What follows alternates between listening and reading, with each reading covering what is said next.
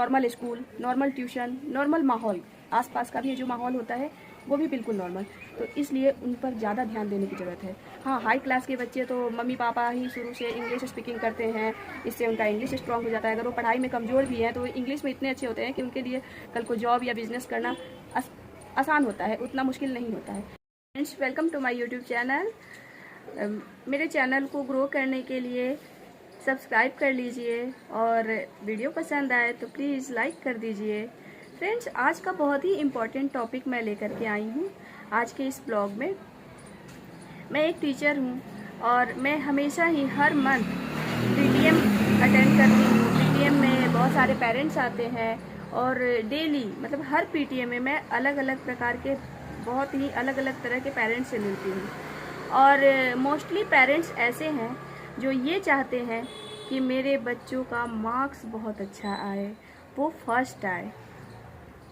सभी पेरेंट्स का, खुद मैं भी एक माँ हूँ, मैं भी एक पेरेंट हूँ, तो मैं भी यही चाहती हूँ कि मेरे बच्चों का मार्क्स बहुत अच्छा आए। लेकिन सिर्फ चाहने से तो बच्चों का मार्क्स अच्छा नहीं आ सकता। इसलिए फ्रेंड्स, मैं चाहती हूँ कि ये ब्लॉग आप लोग शुरू से लेकर अंत तक अच्छे से देखें। फ्रेंड्स, चाहना, किसी चीज़ को चाहना और लेकिन उस चाहत को पूरा करना दो अलग बातें हैं। सिर्फ चाह लेना और एक चाहत को पूरी करना। चाहत को पूरी करने के लिए हमें मेहनत करनी पड़ती है, हमें कंसंट्रेट रहना पड़ता है। और बच्चों के मामले में बच्चों से ज़्यादा पेरेंट्स को कंसंट्रेट रहने की ज़रूरत है, क्योंकि अगर बच्चा कोई होमवर्क नहीं करता है तो इसमें सिर्फ बच्चे की भी गलती नहीं है, इसमें पेरेंट्स की भी गलती है। मैं मानती हूँ कि आज के इस भाग दौड़ की ज़िंदगी में पेरेंट, मम्मी पापा दोनों ही जॉब करते हैं, दोनों ही वर्किंग होते हैं। ऐसे में अपने बच्चे के ऊपर पूरी तरह ध्यान नहीं दे पाते हैं, लेकिन वो उनका होमवर्क देख सकते हैं थोड़ी देर के लिए ही सही। बच्चों के मन में ये भय डालने के लिए, ये डर डालने के लिए कि वो उनसे क्वेश्चन कर सकते हैं। जो भी टीचर ने होमवर्क लर्न करने के लिए दिया है वो उनसे सुन सकते हैं। इससे बच्चों के अंदर ये डर बना रहेगा कि मम्मी पापा ये हमसे सुन सकते हैं, हमसे कभी भी क्वेश्चन कर सकते हैं।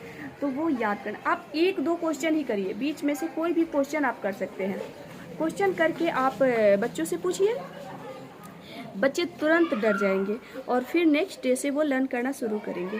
थोड़ा बहुत पनिशमेंट अगर देना पड़े तो इसमें बिल्कुल कोताही ना करें, बिल्कुल दे पनिशमेंट, क्योंकि अगर हम पनिशमेंट नहीं देंगे तो फिर कौन देगा। हमें अपने बच्चों को में सुधार लाने के लिए हमें इतना तो करना ही पड़ेगा। और जब बच्चा डेली होमवर्क करेगा, हैबिचुअल हो जाएगा। और कई पेरेंट्स मैंने ये भी देखा है कि वो बच्चों से पूछते हैं बेटा आपने होमवर्क कर लिया, और बच्चों ने रिटन वर्क दिखा दिया कि मम्मा मैंने होमवर्क कर लिया, सारे मैथ्स कर लिया, इंग्लिश कर लिया, हिंदी कर लिया। पेरेंट्स खुश हो जाते हैं कि मेरे बच्चे ने बहुत सारा काम कर लिया, कॉपी भर ली। तो पेरेंट्स, मैं आपसे ये कहना चाहती हूँ कि सिर्फ कॉपियाँ भरने से पढ़ाई नहीं होती। पढ़ाई पूरी करने के लिए जितना भी डायरी में लर्निंग वर्क होता है वो सबसे ज़्यादा इम्पॉर्टेंट होता है। लर्न करके बच्चा अगर राइट करे, और यहाँ तक कि जब चैप्टर रीड करने की बात होती है तो उस पर तो बिल्कुल भी बच्चे ध्यान नहीं देते हैं और पेरेंट्स भी इस चीज़ को इग्नोर करते हैं। तो मैं उन सबसे रिक्वेस्ट करना चाहती हूँ कि आप अपने बच्चों के रीडिंग पर भी ध्यान दें। अगर होमवर्क में टीचर ने ये लिख दिया कि चैप्टर 8 रीड, तो बिल्कुल रीड, उनको रीडिंग करनी ही है।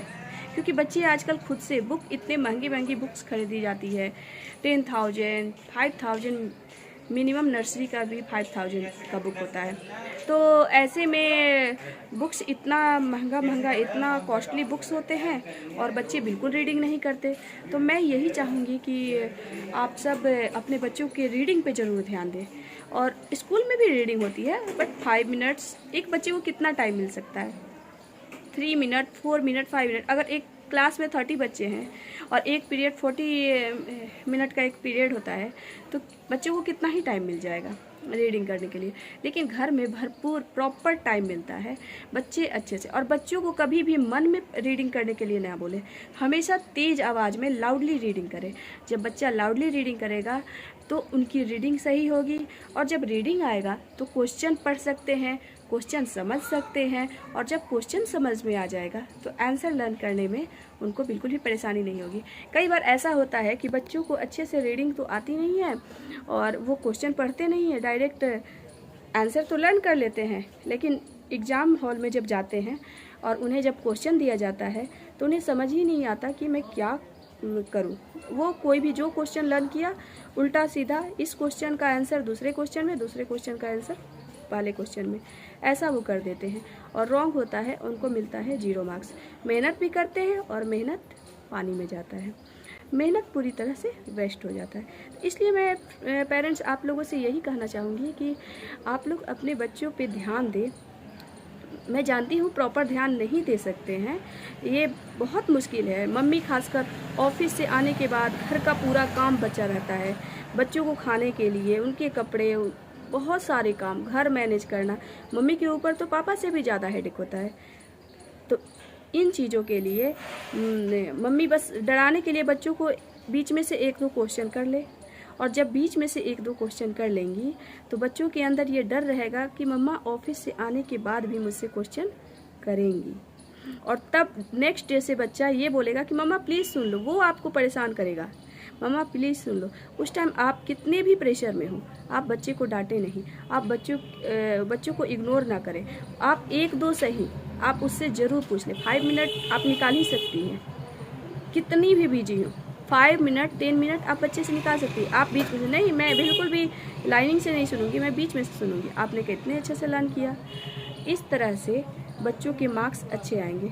आप ये नहीं कि बच्चा ने एक बार सुना दिया तो बिल्कुल परफेक्ट हो गया, जी नहीं। एक क्वेश्चन को बच्चा कई बार उसे रिवाइज करानी पड़ती है।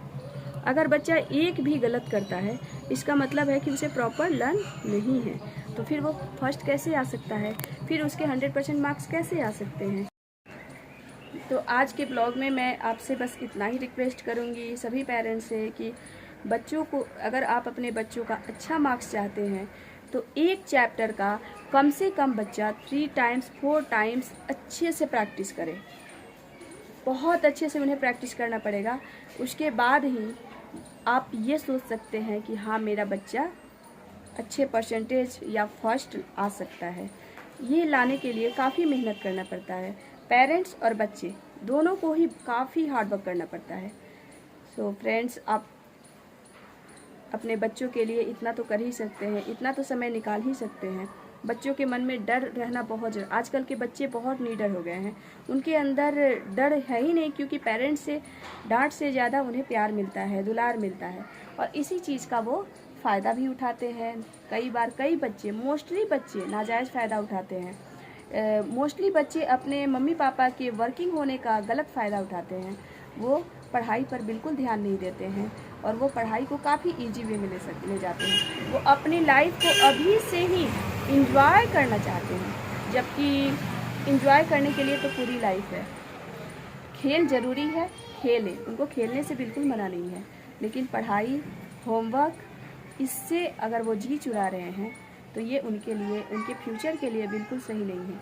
आप सभी को पता है कि कितना टफ कंपटीशन है, और ख़ास करके ये वीडियो मिडिल क्लास वर्ग के लिए है, क्योंकि मिडिल क्लास के जो बच्चे होते हैं वो उनको ना तो बहुत टॉप का स्कूल मिल पाता है और ना ही टॉप की सोसाइटी मिल पाती है। इसलिए उन्हें जो भी है सीमित मध्यम वर्गीय हर चीज़ होता है। Normal school, normal tuition, normal माहौल, आसपास का भी जो माहौल होता है वो भी बिल्कुल नॉर्मल। तो इसलिए उन पर ज़्यादा ध्यान देने की ज़रूरत है। हाँ, हाई क्लास के बच्चे तो मम्मी पापा ही शुरू से इंग्लिश स्पीकिंग करते हैं, इससे उनका इंग्लिश स्ट्रांग हो जाता है। अगर वो पढ़ाई में कमज़ोर भी हैं तो इंग्लिश में इतने अच्छे होते हैं कि उनके लिए कल को जॉब या बिज़नेस करना आसान होता है, उतना मुश्किल नहीं होता है। लेकिन हमारे जो छोटे, ये हम जो मिडिल क्लास वर्ग के जो बच्चे होते हैं उन्हें तो जॉब करनी ही करनी है। उनके ऊपर तो सबसे ज़्यादा प्रेशर जॉब का है या फिर छोटे मोटे बिजनेस का है। इसलिए स्टडी सबसे इम्पॉर्टेंट है, सबसे ज़्यादा। हमारे लिए हमारी सबसे बड़ी पूंजी हमारे बच्चे हैं, और बच्चों के लिए उनकी पढ़ाई सबसे ज़्यादा इम्पॉर्टेंट है। सो प्लीज़ आप इस पर ध्यान दें, और ब्लॉग अच्छा लगे तो लाइक करें और सब्सक्राइब करें। Bye bye.